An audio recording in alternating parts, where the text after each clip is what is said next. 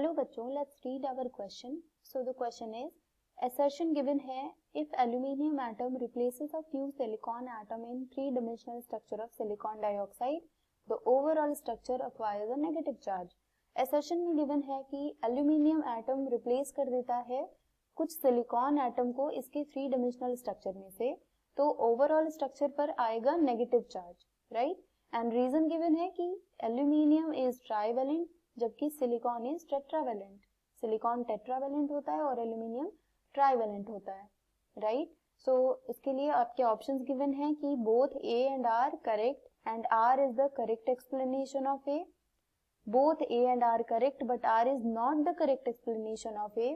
Third is both A and R not correct and fourth is A is not correct but R is correct, right. So इस question में हमारा की concept होगा,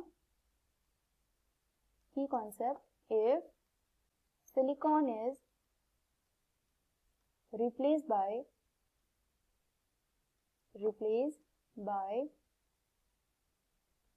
aluminium atom,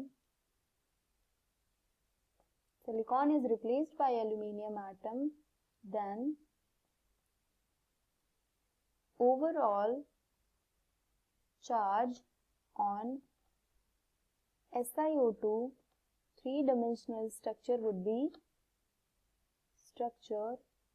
would be negative due to incomplete valency of oxygen. So oxygen की वजह से जो हमारा सिलिकॉन SiO2 का जो थ्री डिमेंशनल स्ट्रक्चर होगा उस पे नेगेटिव चार्ज आएगा ओवरऑल स्ट्रक्चर पे. प्रीवियसली हमारा स्ट्रक्चर होता है इस टाइप का कि सिलिकॉन 4 ऑक्सीजन एटम से सराउंडेड होता है, राइट.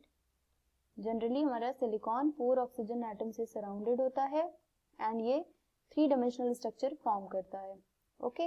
एंड अगर हम एल्यूमिनियम को रिप्लेस कर दे, फॉर एग्जांपल हमने इस सिलिकॉन को एल्यूमिनियम से रिप्लेस कर दिया, तो हमारा जो स्ट्रक्चर हो जाएगा वो क्या होगा.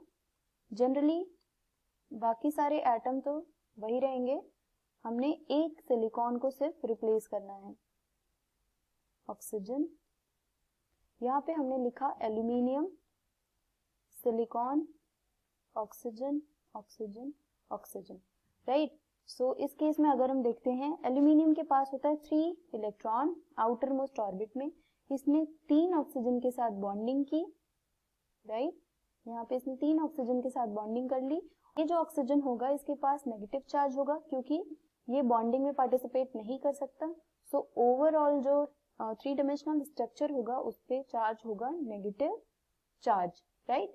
सो इसका रीजन क्या है, क्योंकि सिलिकॉन अब टेट्रावेलेंट होता है एंड एल्यूमिनियम ट्राइवेलेंट होता है, राइट. तो असर्शन करेक्ट है और रीजन जो है करेक्ट एक्सप्लेनेशन होगा असर्शन का. So option first will be the correct option. I hope you understand it well. Thank you so much.